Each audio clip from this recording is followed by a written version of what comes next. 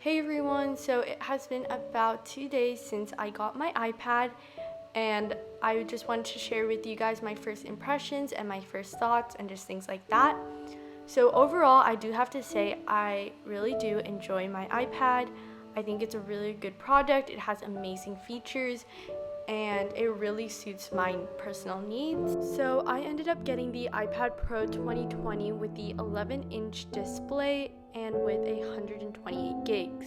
When I first got my iPad and I first started experimenting with it, I immediately got the two apps that I knew I wanted, which was Procreate and GoodNotes 5. But obviously before that, I couldn't resist watching Netflix on my brand new iPad. And let me just say, the Netflix watching experience is absolute fire. Like it really combines the positive of watching Netflix on your computer where there's a really big screen, but also the portability of watching Netflix on your phone. And oh my gosh, just the experience is absolutely amazing. So then after binge watching a couple of episodes, I finally decided to experiment with GoodNotes 5. So if you didn't know already, I'm obviously very big on note-taking. And I've been interested in digital note-taking for almost 6 months now. So everyone raves about either GoodNotes 5 or Notability.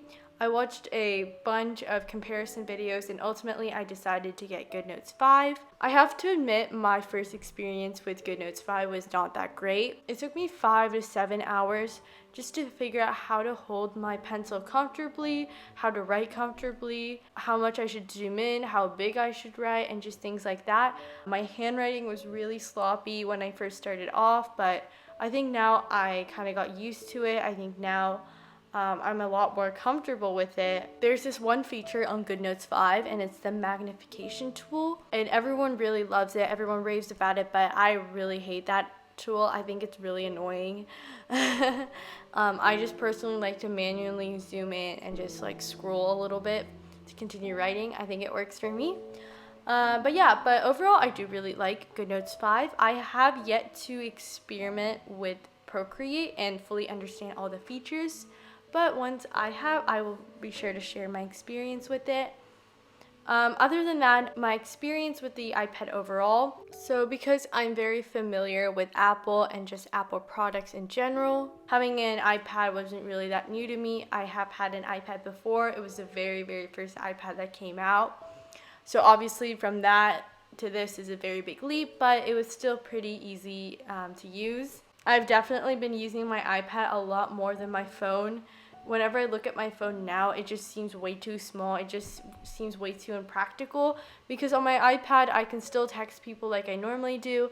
I can still use Instagram, and the only thing I'm really missing out on is calling people, but I don't really call people in the first place, so it's not really a big deal to me.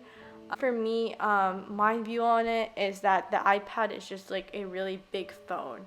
Minus the calling. So it is really convenient. I really do like having the big screen.